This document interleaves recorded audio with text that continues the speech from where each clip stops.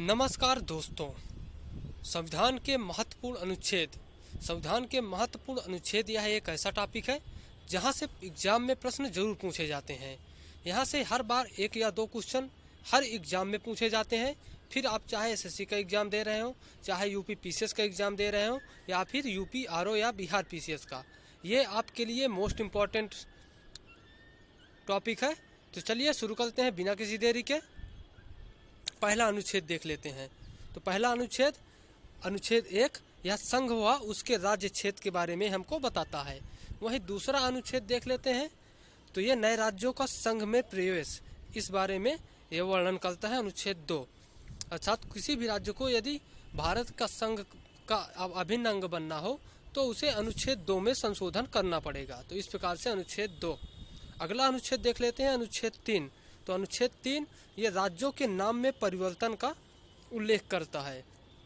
अगला अनुच्छेद देख लेते हैं, अनुच्छेद 5 से 11।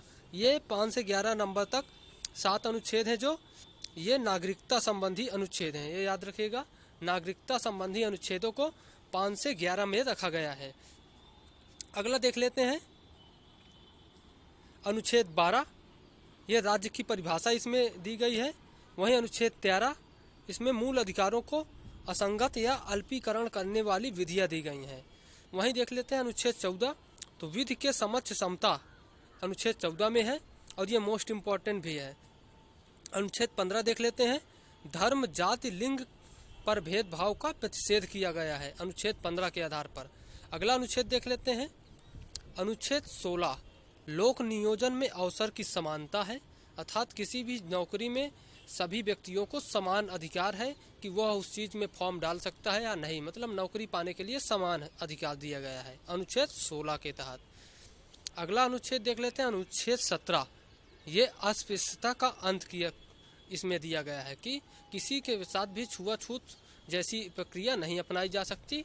भारत में सारे लोग और सारी जातियाँ और सारे लोग, मतलब उनके साथ किसी भी प्रकार का भेदभाव नहीं किया जा सकता। ये अनुच्छेद 17 में है। वहीं 18 देख लेते हैं, तो उपाधियों का अंत। कोई भी मतलब शैक्षिक योग्यता को छोड़कर, जैसे शैक्षिक योग्यता में हमको डॉक्टर की उपाधि मिलती है तो हम उसको लगा सकते हैं, लेकिन अन्य उपाधियां जैसे भारत रत्न, पद्म भूषण और पद्म विभूषण जैसी उपाधियों को हमको नहीं लगा सकते। ये उपाधियों का अंत कर दिया गया है किसके तहत? तो अनुच्छेद 18 के तहत। लेकिन याद रखिएगा, 2 उपाधियां हम लगा सकते हैं, वो है सैन्य की और शिक्षा की। 2 क्षेत्र की उपाधियों को अलाउ है अभी भी। वहीं अगला देख लेते हैं, काफ़ी इम्पोर्टेंट, अनुच्छेद 19, विचार एवं अभिव्यक्ति की स्वतंत्रता। तो याद रखिएगा, 19 में विचार एवं अभिव्यक्ति की स्वतंत्रता वाला अनुच्छेद है। अगला देख लेते हैं, अनुच्छेद 20, अपराधों के दोष सिद्ध के संबंध में संरक्षण है अनुच्छेद 20 में। तो ये भी काफ़ी इम्पोर्टेंट है, अनुच्छेद 20, अपराधों के दोष सिद्ध के संबंध में संरक्षण। वहीं अनुच्छेद 21 देख लेते हैं, तो जीवन का अधिकार, ये मोस्ट इम्पॉर्टेंट है। यहाँ से हर बार क्वेश्चन पूछा जाता है, कई बार कई रूपों में बनाकर पूछा जाता है कि जीवन का अधिकार या फिर जीवन जीने का अधिकार या फिर भोजन पाने का अधिकार। ये सारे अधिकार हैं, जो नींद का भी अधिकार इसी के अंतर्गत शामिल कर लिया गया है। तो ये अनुच्छेद 21 के तहत हैं। वैसे दोस्तों, यदि आपको वीडियो तेज लग रही हो तो आप थोड़ा स्लो कर लीजिएगा, क्योंकि हम थोड़ा तेज़ी से इसको कवर कर रहे हैं, क्योंकि सारे अनुच्छेदों को इसमें एक ही बार में कवर करना है। तो अनुच्छेद 21 का देख लेते हैं। ये 6 से 14 वर्ष के बच्चों की शिक्षा का अधिकार दिया गया है। ये मूल अधिकार बन गया है अब, जो कि 86वें संविधान संशोधन द्वारा 2002 में संशोधन कर दिया गया और मूल अधिकार को जोड़ दिया गया, याद रखिएगा। अगला अनुच्छेद देख लेते हैं, अनुच्छेद 22, कुछ दशाओं में गिरफ्तारी से संरक्षण है अनुच्छेद 22 में। वहीं अनुच्छेद 23 देख लेते हैं, मानव के दुर्व्यापार और बाल श्रम का निषेध है अनुच्छेद 23 में।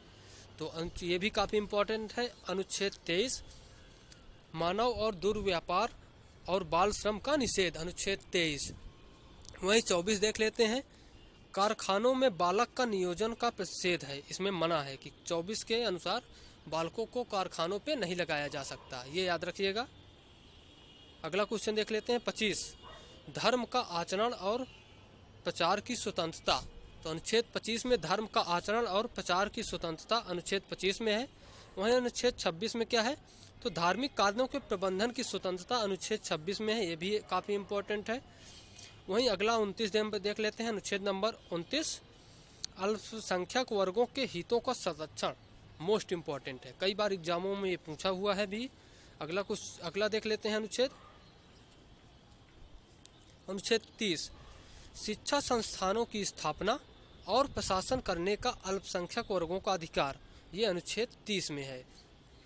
वहीं अनुच्छेद 32 देख लेते हैं, अधिकारों को प्रवर्तित कराने के लिए उपचार, तो ये अनुच्छेद 32 को भीमराव अंबेडकर जी ने संविधान की आत्मा कहा है, क्योंकि इसमें रिट जारी करने की सर्वोच्च न्यायालय की शक्ति दी गई है। तो अनुच्छेद 32 के तहत इसमें हम सर्वोच्च न्यायालय सीधे पहुंच सकते हैं मूल अधिकारों के संबंध में। तो याद रखिएगा अनुच्छेद 32 इसलिए इम्पोर्टेंट है। अगला देख लेते हैं, 32 के बाद हम सीधे देख लेते हैं 40 नंबर, काफ़ी इम्पोर्टेंट है। तो ये ग्राम पंचायतों का संगठन है, 40 नंबर अनुच्छेद का है जो ग्राम पंचायतों का संगठन है, और ये गांधीवादी विचारधारा इसमें मूलभूत रूप से समाई हुई है। तो याद रखिएगा ग्राम पंचायतों का संगठन अनुच्छेद 40। 44 देख लेते हैं, तो 44 ये है समान नागरिक संहिता। कैसे याद रख सकते हो, हम 4 को ऐसे लिखते हैं, अब इसको याद रख लो, यू लिखा है यूनिफॉर्म सिविल कोड, तो यूनिफॉर्म सिविल कोड, यू से याद रखिएगा 4 से यूनिफॉर्म सिविल कोड, अर्थात 4 बराबर, अर्थात समान नागरिक संहिता, इस प्रकार से इसको याद रख सकते हो। वहीं अगला अनुच्छेद देख लेते हैं, अनुच्छेद 48, कृषि और पशुपालन संगठन, कृषि और पशुपालन का संगठन अनुच्छेद 48 में है। वहीं अगला अनुच्छेद देख लेते हैं, अनुच्छेद 48 का पर्यावरण, वन और वन्य जीवों का रक्षा, ये अनुच्छेद 48 का में है, पर्यावरण, वन और तथा वन्य जीवों की रक्षा। कभी कभी ये कन्फ्यूजन के लिए हमें दे देता है मूल कर्तव्यों में, तो वहाँ पर आप याद रखिएगा कि ये मूल कर्तव्य नहीं है, ये नीति निर्देशक तत्वों में समाहित हैं। तो पर्यावरण, वन तथा वन्य जीवों की रक्षा अनुच्छेद 48 का है। अगला अनुच्छेद देखते हैं, अनुच्छेद 49, राष्ट्रीय स्मारक स्थानों और वस्तुओं का संरक्षण, अनुच्छेद 49 में है, राष्ट्रीय स्मारक स्थानों और वस्तुओं का संरक्षण अनुच्छेद 49 में। वहीं अनुच्छेद 50 देख लेते हैं, कार्यपालिका से न्यायपालिका का पृथक्करण, अनुच्छेद 50, तो कार्यपालिका का न्यायपालिका से पृथक्करण अनुच्छेद 50। याद रखिएगा 50-50 मतलब आधा आधा, अर्थात इनका अलग अलग, कार्यपालिका और न्यायपालिका का काम अलग अलग, तो ये 50-50 के तहत याद रखिएगा अनुच्छेद 50। वहीं अगला अनुच्छेद देख लेते हैं, अनुच्छेद 51, अंतर्राष्ट्रीय शांति और सुरक्षा, अंतर्राष्ट्रीय शांति और सुरक्षा अनुच्छेद 51। अगला अनुच्छेद देख लेते हैं 51 का अनुच्छेद 51 का मूल कर्तव्यों के बारे में है, और इसको सरदार स्वर्ण सिंह समिति के अनुसार इसको ऐड किया गया था, ये मूल कर्तव्यों को, तो याद रखिएगा। और ये 42वें संविधान संशोधन के तहत 1976 में ऐड हुए थे। तो मूल कर्तव्य अनुच्छेद 51 का। वही अनुच्छेद 52 देख लेते हैं, तो ये भारत का राष्ट्रपति, अनुच्छेद 52 के अनुसार भारत का एक राष्ट्रपति होगा। वहीं अनुच्छेद 53 के अनुसार देख लेते हैं, तो संघ की कार्यपालिका शक्ति राष्ट्रपति में होती है। तो याद रखिएगा संघ की कार्यपालिका शक्ति राष्ट्रपति में समाहित है अनुच्छेद 53 के अनुसार। अगला देख लेते हैं अनुच्छेद 54, राष्ट्रपति का निर्वाचन, अनुच्छेद 54 में है। वहीं 55 में देख लेते हैं, तो राष्ट्रपति का निर्वाचन विधि क्या है, तो किस अनुसार से राष्ट्रपति का निर्वाचन होता है, तो ये एकल संक्रमणीय मत पद्धति के द्वारा होता है, याद रखिएगा। तो ये अनुच्छेद 55 में निर्वाचन विधि के बारे में है। 56 में देख लेते हैं, तो ये राष्ट्रपति का पदावधि, तो राष्ट्रपति की पदावधि 56 में है, ये भी काफ़ी इम्पोर्टेंट है। अगला देख लेते हैं 57, पूरा निर्वाचन के लिए पात्रता क्या होनी चाहिए, ये 57 में है। वहीं 58 में देख लेते हैं, अनुच्छेद 58, तो राष्ट्रपति निर्वाचित होने के लिए अर्हताएँ क्या है, मतलब योग्यताएँ क्या हैं, तो 58 में। वहीं अनुच्छेद 60 देख लेते हैं, तो राष्ट्रपति की शपथ, तो अनुच्छेद 60 में राष्ट्रपति की शपथ, ये अनुच्छेद 60 में है। अगला अनुच्छेद देखते हैं 61, राष्ट्रपति पर महाभियोग चलाने की प्रक्रिया अनुच्छेद 61 में है। राष्ट्रपति पर महाभियोग चलाने की प्रक्रिया अनुच्छेद 61। अगला अनुच्छेद देख लेते हैं, अनुच्छेद 63 अर्थात 63 नंबर का, जिसमें भारत का उपराष्ट्रपति के बारे में है जिक्र कि भारत का एक उपराष्ट्रपति होगा, अनुच्छेद 63 में कहा गया है। अगला अनुच्छेद देखते हैं तो अनुच्छेद 72 है।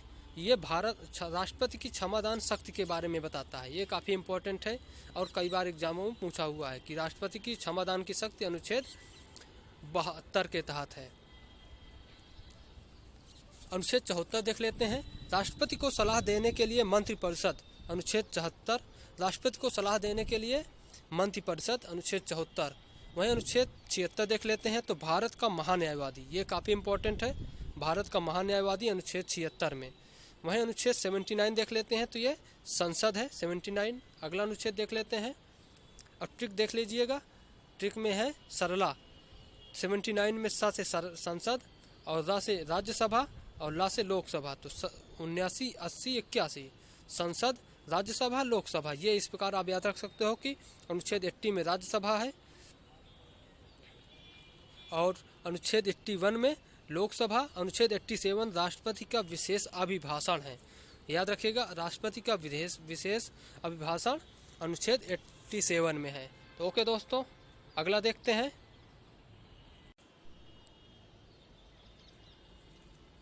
अनुच्छेद 100 संसाधनों में मतदान रिक्तियों के होते हुए भी सदनों के कार्य करने की शक्ति और गणपूर्ति। तो कुल मिलाकर आप गणपूर्ति से याद रखना कि संसद को जब तक गणपूर्ति नहीं होगी अर्थात तब तक वो संसद की कार्यवाही शुरू नहीं होगी। याद रखिएगा, मिनिमम सदस्यों के लिए जो योग्यता है कि इतने सदस्य संसद में होने चाहिए, उसके बाद ही संसद की कार्यवाही शुरू होगी।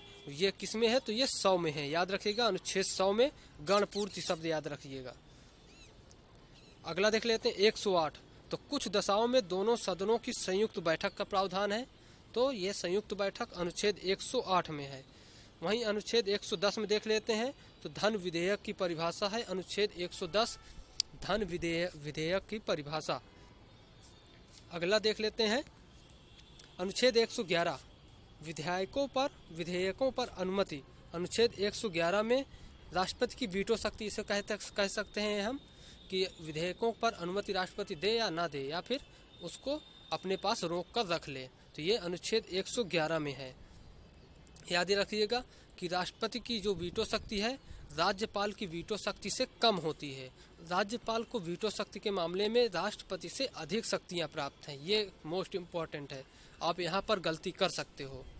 तो अगला देख लेते हैं अनुच्छेद 112 वार्षिक वित्तीय विवरण। तो ये जो संसद का वार्षिक वित्तीय विवरण के बारे में है तो ये अनुच्छेद 112 में है। याद रखिएगा, बजट शब्द का हमारे संविधान में कहीं भी उल्लेख नहीं है, बजट के स्थान पर वार्षिक वित्तीय विवरण शब्द का उल्लेख हुआ है। 123 देख लेते हैं, ये याद रखिएगा अध्यादेश शक्ति, तो ये राष्ट्रपति की अध्यादेश शक्ति है 123 में, अनुच्छेद 123। अगला अनुच्छेद देख लेते हैं 124। तो उच्चतम न्यायालय की स्थापना व गठन अनुच्छेद 124 के अनुसार होता है। 125 के अनुसार न्यायाधीशों का वेतन, 126 के अनुसार कार्य मुख्य न्यायमूर्ति की नियुक्ति, तो 126 के अनुसार मुख्य न्यायमूर्ति की नियुक्ति होती है 126 के अनुसार। 127 के अनुसार तदर्थ न्यायमूर्तियों की नियुक्ति, 128 के अनुसार सेवानिवृत्त न्यायाधीशों की नियुक्ति, 129 के अनुसार ये इम्पोर्टेंट है उच्चतम न्यायालय का अभिलेख न्यायालय होना, तो 129 के अनुसार उच्चतम न्यायालय का अभिलेख न्यायालय होना ये अनुच्छेद 129 के अनुसार है।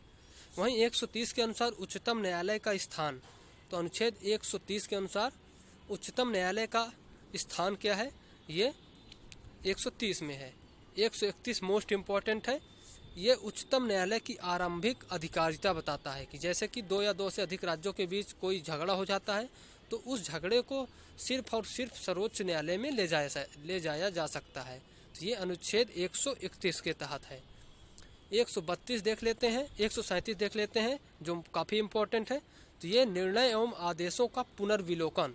137 याद रखिएगा, पुनर्विलोकन, किसी भी निर्णय को चाहे वो खुद का हो या फिर निचली कोर्ट का है, उसके निर्णयों को ये पुनः देख सकती है और उनका पुनर्विलोकन कर सकती है, जिसे हम कह सकते हैं पुनर्निरीक्षण।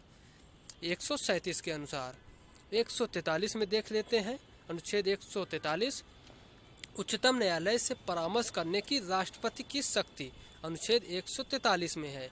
तो याद रखिएगा, उच्चतम न्यायालय की परामर्श करने की राष्ट्रपति की शक्ति है। तो ये 143 के अनुसार। अगला देख लेते हैं 148 भारत का नियंत्रक महालेखा परीक्षक 148 के अनुसार है।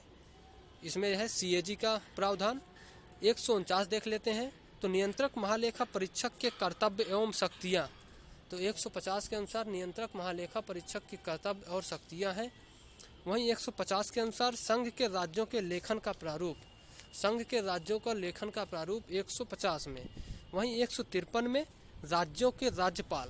तो याद रखिएगा, राज्यों के राज्यपाल होंगे, वो अनुच्छेद 153 में कहा गया है या प्रावधान किया गया है। अगला अनुच्छेद देख लेते हैं 159, जो काफ़ी इम्पोर्टेंट है।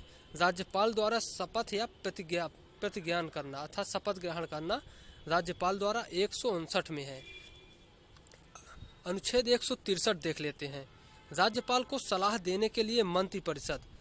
जिस प्रकार से अनुच्छेद 74 में राष्ट्रपति को सलाह देने के लिए मंत्रिपरिषद है, उसी प्रकार राज्य में राज्यपाल को सलाह देने के लिए मंत्रिपरिषद है 163 के अनुसार।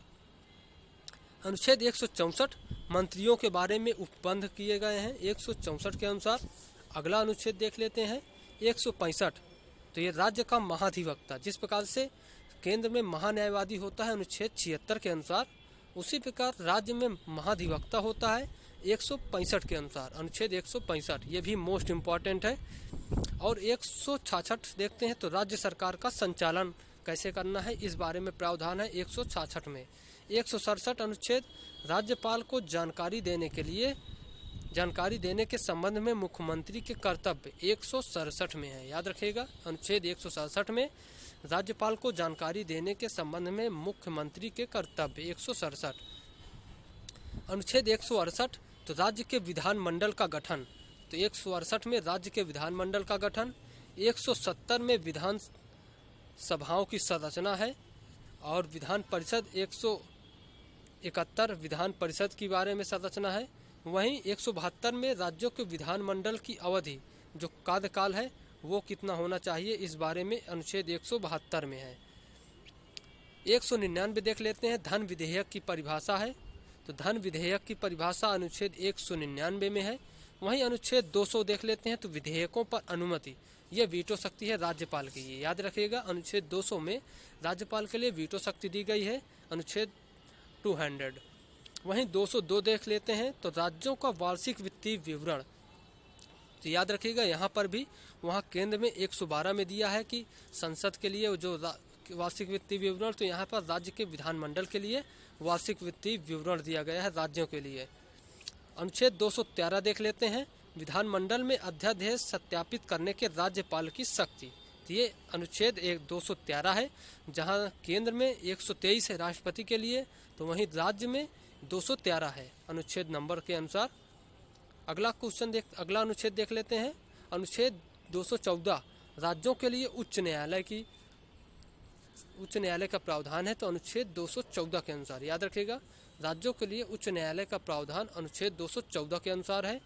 वहीं अनुच्छेद 215 उच्च न्यायालयों का अभिलेख न्यायालय होना। तो अनुच्छेद 215 उच्च न्यायालयों का अभिलेख न्यायालय होना, अनुच्छेद 215।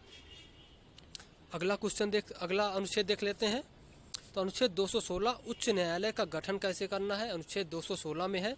अनुच्छेद 216 में उच्च न्यायालय का गठन कैसे करना है, ये है।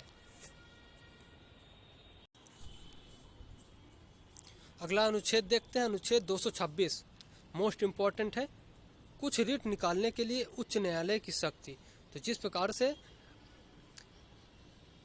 सुप्रीम कोर्ट को रिट जारी करने की शक्ति अनुच्छेद 32 के तहत दी गई है, उसी प्रकार हाई कोर्ट को भी 226 के तहत रिट जारी करने की शक्ति दी गई है। तो याद रखिएगा, अनुच्छेद 32 और अनुच्छेद 226 ये एक दूसरे के समान हैं। वहीं देख लेते हैं अनुच्छेद 231 दो या अधिक राज्यों के लिए एक उच्च न्यायालय की स्थापना। तो ये अनुच्छेद 231 के अनुसार प्रावधान किया गया है कि 2 या 2 से अधिक राज्यों के लिए एक ही उच्च न्यायालय की स्थापना की जा सकती है। अगला अनुच्छेद देख लेते हैं 243। तो ये 243 अनुच्छेद काफ़ी इम्पोर्टेंट है। पंचायत नगर पालिकाएं एवं सहकारी समितियों के बारे में दिया गया है। अनुच्छेद 243 याद रखिएगा। अनुच्छेद 243 में पंचायती नगर पालिकाएं एवं सहकारी समितियां। वहीं 244 मोस्ट इम्पॉर्टेंट है, ये कई बार एग्जामों में पूछा हुआ है यूपी पीसीएस में, याद रखिएगा। अनुसूचित क्षेत्रों जनजातीय क्षेत्रों का प्रशासन कैसे करना है, अनुच्छेद 244 में है। वहीं अनुच्छेद 248, तो अनुच्छेद 248 में अवशिष्ट विधायी शक्तियां हैं। जो भी अवशिष्ट शक्तियां हैं वो केंद्र में या संघ शक्ति में के अंतर्गत राष्ट्रपति में निहित होंगी, तो ये अवशिष्ट शक्तियों के अंतर्गत अनुच्छेद 248 है। तो याद रखिएगा अनुच्छेद 248 में क्या प्रावधान है, अवशिष्ट विधायी शक्तियाँ। अगला अनुच्छेद देख लेते हैं 252। 252 अनुच्छेद 2 या अधिक राज्यों के लिए सहमत से विधि बनाने की संसद की शक्ति, तो अनुच्छेद 252 में है। ये याद रखिएगा अनुच्छेद 252 में क्या प्रावधान है, 2 या 2 से अधिक राज्यों के लिए या उनकी सहमति से उनके लिए कानून या विधि बनाने की संसद की शक्ति है। वहीं 254 में संसद द्वारा बनाई गई विधियों और राज्यों के विधानमंडलों द्वारा बनाए गए विधियों में असंगति, तो ये किस में है, 254 में। तो यदि इन दोनों में असंगति होती है तो याद रखिएगा संसद का कानून मान्य होगा और विधानमंडल का कानून रद्द कर दिया जाएगा। यदि इन दोनों में कोई भी प्रकार से एक दूसरे का ओवरलैप होते हैं तो संसद के कानून को मान्यता दी जाएगी, याद रखिएगा 254 के अनुसार है। अगला अनुच्छेद देख लेते हैं अनुच्छेद 262। अंतर्राज्य नदियों या नदी घाटियों के जल संबंधी विवादों का निर्णय, यह अनुच्छेद 262 है, याद रखिएगा। ये भी काफ़ी इम्पोर्टेंट है, याद रखिएगा। अंतर्राज्यीय नदियां हैं या जो नदी घाटियां हैं, इनके जो विवाद होते हैं तो ये सीधे कहाँ पर जाते हैं, तो ये सुप्रीम कोर्ट नहीं जाते, ये इनका विवाद जो है वो संसद करती है। ये भी याद रखिएगा संसद द्वारा बनाए गए जो ट्रिब्यूनल होते हैं उनके द्वारा किया जाता है, सुप्रीम कोर्ट नहीं करती। वहीं अनुच्छेद 263 देख लेते हैं।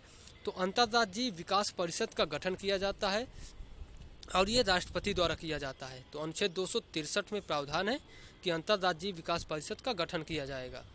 अनुच्छेद 266 देख लेते हैं। तो ये संचित निधि के बारे में वर्णन करता है, अनुच्छेद 266। वहीं 267 अनुच्छेद में आकस्मिकता निधि के बारे में वर्णन करता है, 267। वहीं अगला अनुच्छेद देख लेते हैं अनुच्छेद 280। तो वित्त आयोग, ये मोस्ट इम्पॉर्टेंट है। 280 के अनुसार वित्त आयोग का गठन किया जाता है। 300 का ये संपत्ति का अधिकार है, जिसको 44वें संविधान संशोधन द्वारा 1978 में मोरारजी देसाई की सरकार में इसको मूल अधिकार से एक कानूनी अधिकार दे दिया गया है। तो इस प्रकार से संपत्ति का अधिकार अनुच्छेद 300 का में है। वहीं 301 तो अनुच्छेद 301 में व्यापार वाणिज्य और समागम की स्वतंत्रता दी गई है कि व्यापार वाणिज्य और समागम की स्वतंत्रता 300 में। अगला अनुच्छेद देख लेते हैं अनुच्छेद 315। संघ राज्य के लिए लोक सेवा आयोग की स्थापना की जाएगी, ये अनुच्छेद 315 में दिया गया है, याद रखिएगा अनुच्छेद 315 संघ राज्य के लिए लोक सेवा आयोग यूपीएससी जिसे कहते हैं, जिसकी एग्जाम होती है, उसके व्यवस्था अनुच्छेद 315 के अनुसार की जाएगी। अनुच्छेद 16 में सदस्यों की नियुक्ति एवं पदावधि, मतलब जो संघ लोक सेवा आयोग के सदस्य होंगे उनकी नियुक्ति और पदावधि क्या होगी, तो अनुच्छेद 316 के अंतर्गत प्रावधान है। वहीं अनुच्छेद 317 में देख लेते हैं। तो लोक सेवा आयोग के किसी सदस्य को हटाया जाना या निलंबित किया जाना अनुच्छेद 317 के अंतर्गत प्रावधान है। अगला अनुच्छेद देख लेते हैं अनुच्छेद 320। लोक सेवा आयोग के कृत्य क्या होंगे, लोक सेवा आयोग के कृत्य क्या होंगे, ये अनुच्छेद 320 में प्रावधान है। वहीं अनुच्छेद 323 का देख लेते हैं। तो ये प्रशासनिक प्राधिकरण के बारे में वर्णन करता है, अनुच्छेद 323 का। वहीं 323 का खा में अन्य विषयों के लिए अधिकरण या प्राधिकरण का गठन किया जा सकता है, तो ये अनुच्छेद 323 का खा है। ये काफ़ी इम्पोर्टेंट भी है, कई बार एग्जाम में पूछे गए हैं 323 का और खा। अगला अनुच्छेद देख लेते हैं 324।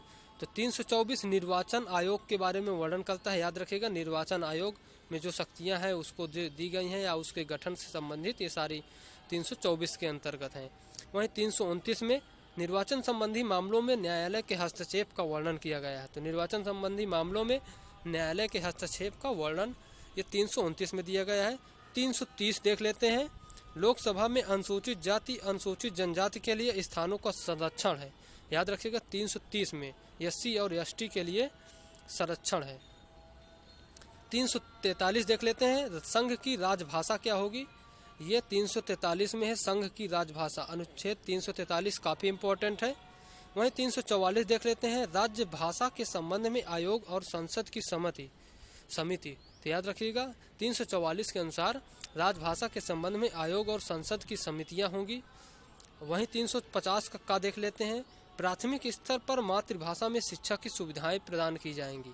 350 का में प्रावधान है कि प्राथमिक स्तर पर मातृभाषा में शिक्षा की व्यवस्था होगी। अगला अनुच्छेद देख लेते हैं 352, आपात की उद्घोषणा का प्रावधान 352 में। 356 के तहत राज्य में संवैधानिक तंत्र के विफल हो जाने की दशा में उपबंध। अनुच्छेद 360, वित्तीय आपात के बारे में उपबंध, अनुच्छेद 360। वहीं 368 में संविधान का संशोधन करने की शक्ति और उसकी प्रक्रिया। तो ये भी काफ़ी इम्पोर्टेंट है, खासकर ये चारों ही काफ़ी इम्पोर्टेंट है। देख सकते हो अनुच्छेद 352, 356, 360 और 368 संविधान संशोधन। और संविधान संशोधन को याद रखिएगा, दक्षिण अफ्रीका के संविधान से अपनाया गया है या वहाँ से लिया गया है। तो ओके दोस्तों, ये वीडियो कैसा लगा आपको आप कमेंट में ज़रूर बताइएगा। मिलते हैं आपसे नए वीडियो में। और यदि आपको वीडियो पसंद आया हो तो वीडियो लाइक और सब्सक्राइब जरूर कर लीजिएगा। आपके सहयोग के लिए थैंक यू। बाय।